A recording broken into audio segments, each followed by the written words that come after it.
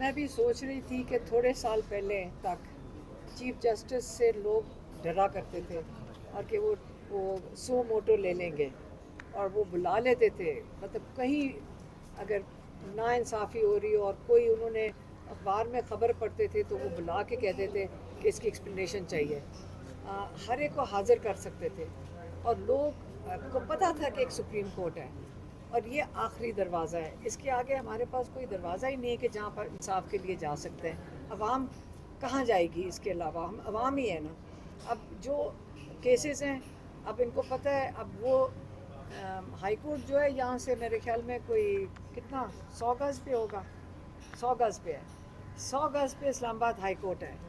वहाँ पे मुंतखब नुमाइंदे लोगों के, करोड़ों लोगों के नुमाइंदे कई दफ़ा जाकर खड़े हुए हैं हाई कोर्ट के बाहर। वो जब से ये जनवरी से ये चीफ जस्टिस डोगर को लगाया है, उनको ख़ास मेरे ख्याल में, जैसे इमरान खान कहते हैं, लगाया इसलिए गया है कि उन्होंने 8 महीने, ये इंसाफ के तकाजे तो नहीं पूरे होते कि उनको 8 महीने केस ही ना लगाया जाए।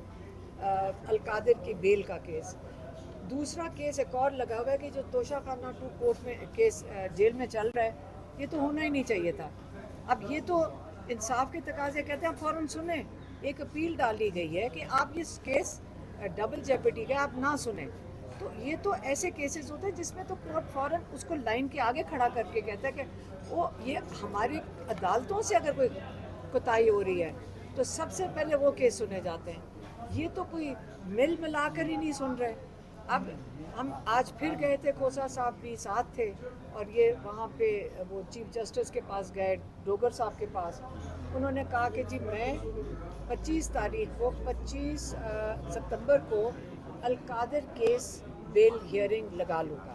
ये उनको कमिट किया खोसा साहब, लगा दी है। और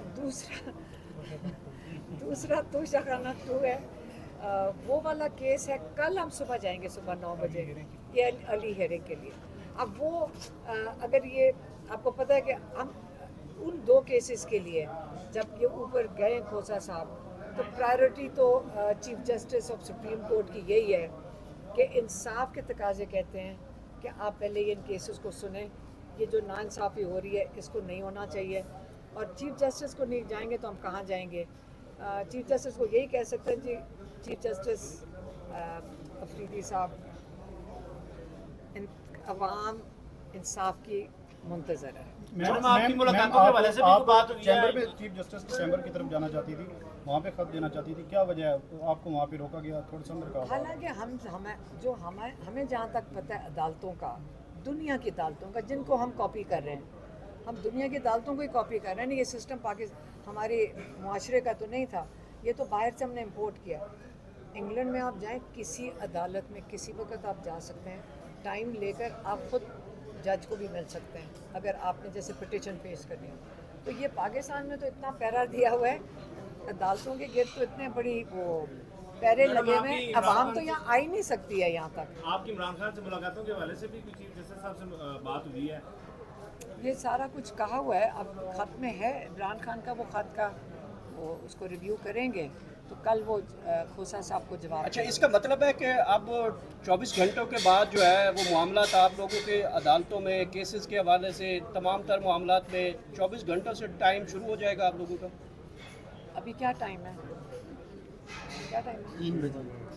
तो कल 3 बजे तक, 2 बज के की, हाँ तो कल 2 बजे तक, क्योंकि खोसा साहब कोई आधा घंटा पहले आए हैं। अच्छा मैडम, पहले भी इमरान खान साहब ने खत लिखा था जिसके हवाले से उन्होंने आईनी कमेटी के हवाले कर दिया, तो उस पर कुछ भी नहीं हुआ अब तक। एक बार फिर आपने खत लिखा है, इमरान खान साहब का खत जो है वो आपने पहुंचाया, तो क्या आप 24 घंटे में वाकई कुछ होगा या सिर्फ दोबारा से किसी और कमेटी के हवाले कर दिया जाएगा? देखिए, इमरान खान की वो क्या कहते हैं, सब्र को देखें।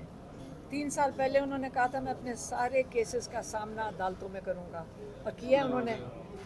उनको सबसे बड़ी मैं जो कहते हैं ना कि पहचान और उनको दाद देनी चाहिए। इमरान खान ने कभी कानून के दायरे से वो खुद नहीं निकले, उन्होंने कहा मैं अदालत में जाता रहूँगा।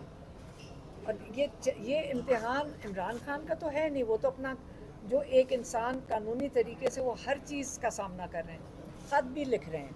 तो ये तो अब जो इम्तिहान है उनका है जिन्होंने इंसाफ देना है, ठीक है।